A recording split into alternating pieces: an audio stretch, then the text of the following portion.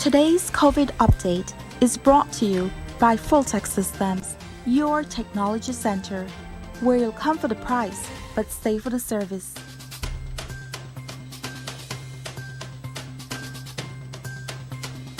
And we're back, and we're moving into our second conversation for today as we get an update from Belize HealthCare Partners talking about accessing medical services while we're in a pandemic. We have with us Dr. Jorge Hidalgo, who's an internist with Belize HealthCare Partners, and Dr. Mauricio Navarrete, who's a gynecologist at Belize HealthCare Partners. Good morning, gentlemen. Morning. Good morning, and thank you for the invitation. Well, thank you for joining us as well. And it's such a critical time, and I think we have discussed COVID quite a bit. And one of the things that very often happens is that I think people have developed a fear about going into any healthcare facility. Have you found that at Healthcare Partners? Well, of course, it's the fear of visiting a medical facility is very common. No? We can blame people for that. However, if you go to Google, just as a simple tool, no, and research, and if you and see and you look for places of high risk to contracted COVID-19, despite that medical facility, of course, we can say probably as common sense is the most important one. You will find out that the medical facilities are not the most common places to acquire COVID-19. One of the first places is a bar, restaurants, and of course, if you are going to have a gathering of more than 10 people, if you go probably to a pool, of course, because the possibilities to interact and to be unable to control social distancing put the people prone to that, no? And mean that the fear to go and look attention to medical facilities and to contract COVID-19 is there. But in B.H.P.L, we are taking all the necessary precautions to prevent that. We have an screening at the entrance. Also, probably one of the things people are scared in the last few weeks is probably because they heard about the cases that we have in the dialysis unit. Yeah. But the dialysis unit is completely separate from the main hospital and also for the clinic areas. And of course, after those cases were identified, all the necessary protocols for decontamination were taken in place, and also we are taking an extra measures in the clinic as well as the medical compound. And since the pandemic started in March, we've been treating many patients inside the hospital as well as an outpatient basis. And as I mentioned, taking all the necessary measures and protocols, also in combination with the different directions that we have from the Ministry of Health. Yeah. So the recent cases that were detected at the dialysis unit, how many cases were detected, and did you identify the source? Mauricio? Well, there were about 5 cases in total identified in the dialysis unit. Now, the problem with sourcing these cases is that you may or may not know, we really serve in the dialysis unit patients from all over the country. We have patients from the north in Orange Walk, patients from Cayo, patients from Belize City. So there's a mix of patients, and these patients access us in many ways. Some people come in their private vehicles, some people come by bus. You have to remember that patients that are in dialysis are patients who are, as is critical, they're patients whose life depend on getting dialyzed. So first of all, I think it's worthwhile noting that you can't just not provide the service. Like I said, these patients' lives depend on such a service. So the source itself, like I said, we believe some patient or would have caught it from a family member while traveling towards Belize City or at home. And because these patients spend many hours in the dialysis unit sharing the same space, although the space is sanitized, they're as far as apart as possible from each other, the interaction is there nevertheless. So no, not an identified source, but we do believe it would have been one of these patients that came from outside. Yeah. Did your staff get infected? There was a couple of staff that became infected in the dialysis unit. What we've been doing actually since before this issue with the dialysis is that for a couple of months now, the staff at dialysis, because we know and we understand that these patients are high risk, and because we know that because of being immunocompromised, again, they have a higher risk of acquiring the disease. We've been testing our staff on a weekly basis at the dialysis unit, again, to try and prevent something like this from happening. Like I said, within that weekly testing, a couple of the staff were identified and then isolated and treated accordingly. Oh, so they were asymptomatic, and you caught them in your weekly screening.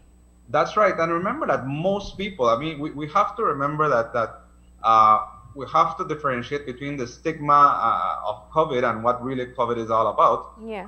As Dr. Hidalgo will probably ratify, over 95% or more of people will be asymptomatic. The disease will be mild, if anything, for most people. So that's where the weekly screening has helped and should help. Actually, we've extended that screening towards all the departments in the hospital. So not just the dialysis, which again functions as a separate unit, but all the departments in the hospital, including the clinic, operating theater. Well, we're screening the staff on a weekly basis to try and identify any cases. We're on a ascending curve of the pandemic. That's what I believe. And I think my personal thought is that you will find COVID everywhere from this point going forward, at least towards the end of the year. Yeah. I don't think there's any shying away from that fact. So all institutions, private, public, should be a bit more careful with testing their people, their workers. Because if you look for it, you will find it. I mean, we're on the rise. So yeah, that's our message. And the challenge is what we've heard repeatedly, which is, it's an insidious disease. You don't know who has it, especially if they're completely asymptomatic. So we've heard many people, from the global health professionals to our local health professionals, people like you guys, saying just treat everyone as if they may be COVID positive. It takes a lot of cleanliness and sanitization and patterns of behaviors that we aren't accustomed to. How have you been able to kind of instill that in your staff? Because since you are seeing people from all walks of life and people who may be immunocompromised, it means that you must be extremely vigilant. Yes, I think so. One of the most important aspects is precisely that you mentioned. We need to essentially think that everybody is COVID-19 positive. We need to have that mentality. That way, we need to have more precaution and stream whatever measures we have. And also, we insist in every day, every minute. If we are walking in the corridors, we are insisting in our personal as well as among ourselves about the importance of the social distancing measures, wearing the mask properly, washing our hands. One of the particular situations that may, as you know, each facility has its own, we can say, personal group of patients that we are focused on. Belize HealthCare Partners have many particular areas that we are focused on, and one of those are the dialysis patients. As you know, we've been discussing that many times, that the patients that are in dialysis are a particular patient with an immune system that may then prone to get COVID-19, but also they can experience a very serious case of COVID-19. With that in mind, also, as you know, or probably know, Belize HealthCare Partners is the only private facility that have a completely dedicated COVID-19 unit with the most, with the administration invest in and most modern equipment for that unit. We have not also modern equipment, but also we have a telemedicine services. The patients that have been treated since the pandemic in the COVID-19 unit, they also have the ability to be in touch with the family 24 hours because we have the telemedicine services. We have access to the patients, the medical team 24 hours. We have a group of nurses that was trained and dedicated nurses for the COVID-19 unit that is completely separate from the main facility, from the clinic area. I mean that way the people have the confidence to come and they are not going to get in touch with those areas because they are completely separate. And that's also the COVID-19 unit was created with the idea to serve the general public, but also we knew that having a dealing with a very critical ill patients like and also patients with certain level of immunocompromise, at some point we need to also offer the services to them. As one example is now the dialysis patients. The patients that have been tested positive, now they are being dialyzed in the COVID-19 unit every day with no extra cost. Mm-hmm. How many people can you accommodate in your unit?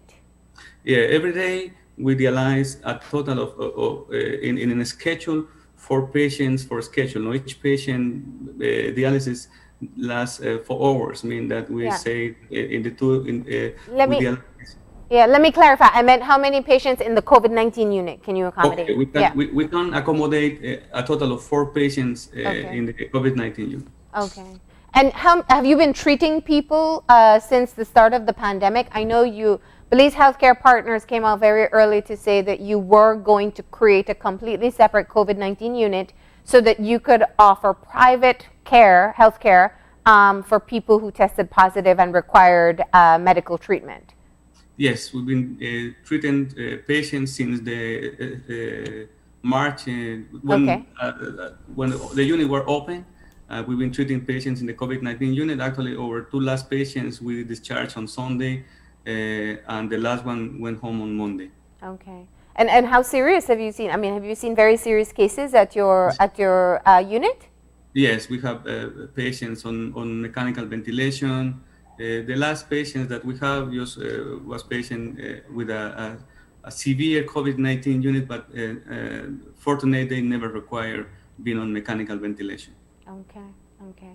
So you have your COVID-19 unit, your dialysis unit is back up and running, and you're still offering all your other services. So let me switch over to Dr. Navarrete for a second, because as I mentioned earlier, and myself included, if you think of going to the doctor on a regular basis for something, whether it's checkups or if something happens and you would typically go to the doctor, some of us say, oh, well, it can wait. But that's not always the best thing to do when it comes to any health issue. How has it been in terms of your service? Pregnant women are considered one of the vulnerable groups. We have unfortunately lost a mother after delivery in the country, so I know that has increased the level of fear that people have. Are you still seeing moms coming in for their checkups, and how's it been going there? Okay, yeah, actually it's a very good question. I'm glad you brought it up, because you have to remember, and people have to remember that yes, COVID is here, but life continues in spite of COVID. People continue doing what they do. People should continue taking care of themselves. Other diseases don't go away just because COVID is here. Yeah. I want to divide my answer in twofold. First of all, general diseases, for example, in my case with women, screening for cervical, screening for breast cancer, over the past couple years, we have seen an increase in the amount of patients with cervical cancer and breast cancer. Actually, younger and younger patients every time. Yeah. So this is really no time to let down your guard as women. You need to continue with your yearly screening because, again, these diseases do not wait. And if you wait and they advance, treating patients is a lot harder, or the prognosis, the quality of life becomes a lot less if you wait, or what you can do for these patients becomes more limited. Remember, we have limited resources in Belize as is. Yeah. So early intervention is paramount. So women need to continue doing their checkups. The same could be said with other diseases, cholesterol, hypertension. People will die of other diseases other than COVID, and you need to remember that. Yeah. With regards to pregnant patients, if I may say so, people continue to make babies and have babies. We've had a good run this year with regards to deliveries. We've had many mothers deliver. Over the past month and a half, I've delivered about 19 babies at the hospital. Wow. And I have to be thankful for the fact that nobody has become infected with COVID. We've had no complications regarding that disease. So, like I said, people's lives continue, and therefore you need to continue taking care of yourselves. Yeah. What I try to personally do with my pregnant patients is I try to space out their visits a bit further. Unless they're high risk, instead of seeing them, for example, every 4 weeks, I see them every 6 weeks or so as to ease their fears and limit their amount of contact with the outside world, which many don't want to have, and with the hospital itself. But they do need to get their checkups. Things will happen if you don't take care of yourself, if you don't look into your health and the health of your baby. It becomes important, and people have pretty much welcomed that. Like I said, seeing them in a more spaced out manner. I do a lot of dealing with my patients via WhatsApp whenever possible, but in the end, you gotta be able to check somebody to ascertain that they're doing well. So again, encouraged to visit your provider wherever your provider may be. Do not be afraid. I think I can only speak for healthcare, but I believe all facilities, our private facilities, our clinics, are doing their best to try and keep the place as sanitized as possible, to keep people as socially distanced as possible. So I don't think there should be a great fear to take care of yourself, and for pregnant women especially, to take care of your pregnancies. Yeah. I mean, it's most important to get a good bill of health right now, because that makes you know that you're in a better situation if you do come in contact with the virus. What about you, Dr. Hidalgo? I mean, are people coming in for annual checkups? Dr. Navarrete spoke of, and I really do want to echo your call, because we're talking about breast cancer awareness this month as well. Early detection makes all the difference, the same with cervical cancer as well. So I do hope people heard your plea this morning. Dr. Hidalgo, of course, when you talk about things like monitoring your diabetes, your hypertension, these chronic conditions that we know can really aggravate the situation if you do get COVID, are people still following up and checking in on that? Well, also that's one of the reasons why we want to come this morning and say thanks to our patients, because they're still coming. Yeah. We're still seeing our patients doing his annual checkups, doing the diabetes, high blood pressure, and also cancer screening. They're still coming, and we want to thank you that. And also, as a matter of fact, one of the things we want to say is that to say thanks to our regular, but also to new patients that are coming to our facility, that also for the following month, the hospital is offering 10% of discount in all the services, in a way to say thank you to our customers and our regular patients. And also I want to add that apart from the regular checkups, we have our emergency room. Also we have the COVID-19 unit, but also we have our general intensive care, that is the first private intensive care that was built in the country, and we are working since 2002. We also have our separate team that is dedicated to the intensive care. We have the intensive care is managed by myself along with Dr. Arriaga, and our team of nurses and respiratory therapists. that again is completely separate from the COVID-19 unit, and we've been also seeing patients in the ICU. We have our other services like trauma, Dr. Andres Sosa. We have general surgeons. We have many other range of specialties that we offering, and also again we want to thank you to the population and as well as our patients for the confidence in us and still coming to our hospital, and again is always a possibility, but we want to let you know that as Dr. Mauricio mentioned, as other facilities, we are trying to making sure that we're taking all the necessary actions to offer you a facility as clean as possible. We can, nothing is 100% in medicine, but we're putting our best effort in combination, following the protocols of Ministry of Health. We are trying to keep in close contact with them to making sure that we are adhering to all those different measures and protocols. Yeah.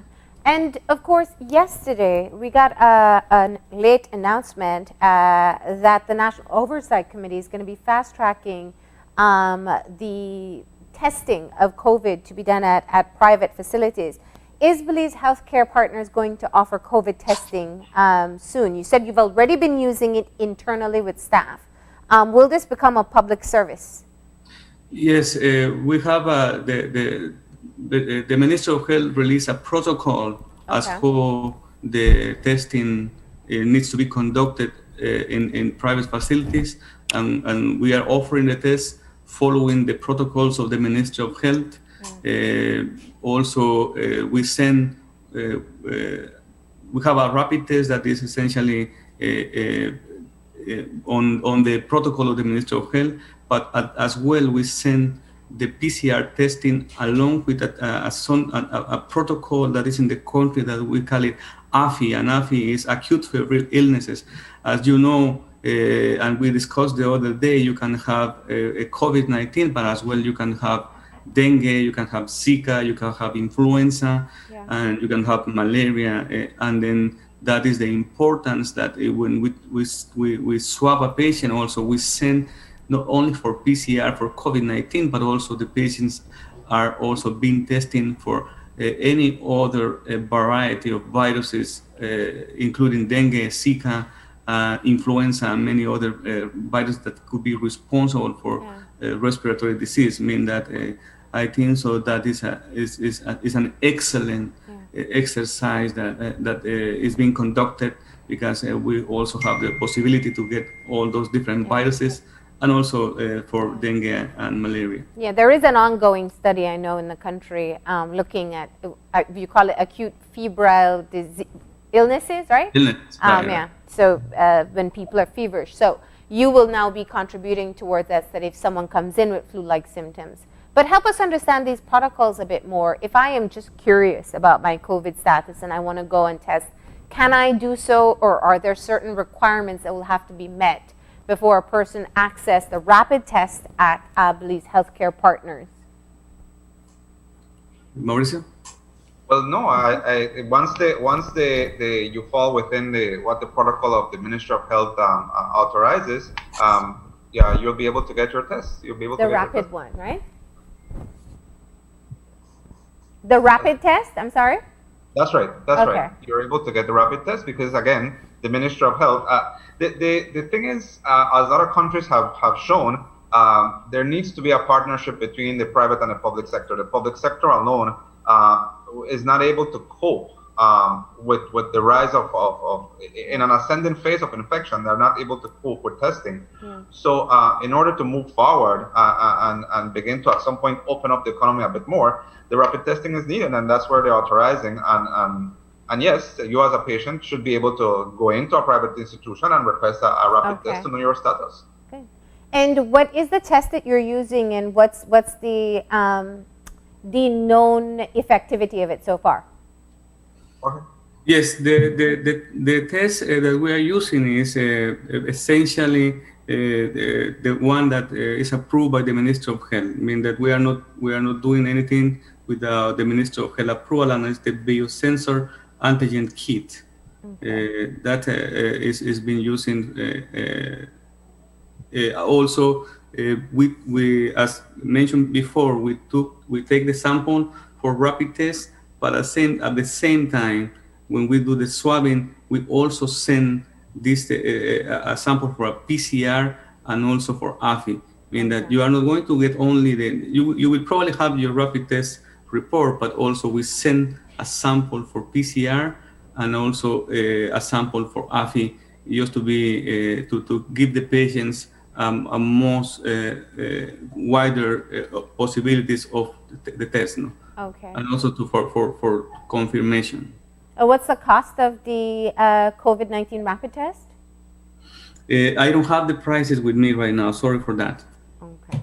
I guess people will have to call and find out, but that's key for the public to know if they're interested, or if they end up in a situation where they just want to get tested as quickly as possible. Have you had a lot of interest in people wanting to test?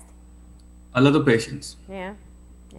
A lot of patients. I imagine. I think all of us, we feel a tickle in our throat and we say, well, maybe it's COVID, so you could put your mind at ease faster.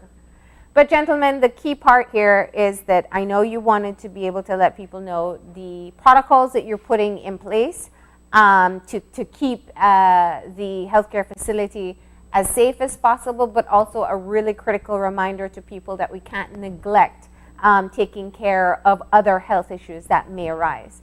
Any closing words for our viewers? Well, on my behalf, basically, just to summarize what you said, people need to continue taking care of themselves in spite of COVID. COVID is not the only disease out there, although it's a prevalent one. On my behalf, like I said, for women, remember, there is cervical cancer, there is breast cancer, this is Cancer Awareness Month. Take care of yourselves. It is good to, just like how people want to know their COVID status, it is good to know that you're safe with regards to cancer as well. And for people not to be afraid to live their lives. That's more of a personal advice. Live your lives, but of course, with all the due care. Take precautions, avoid gatherings. You know what we've been told over and over. That's really the best way to avoid catching the disease. But continue living your lives as best as possible. And for you, Dr. Hidalgo?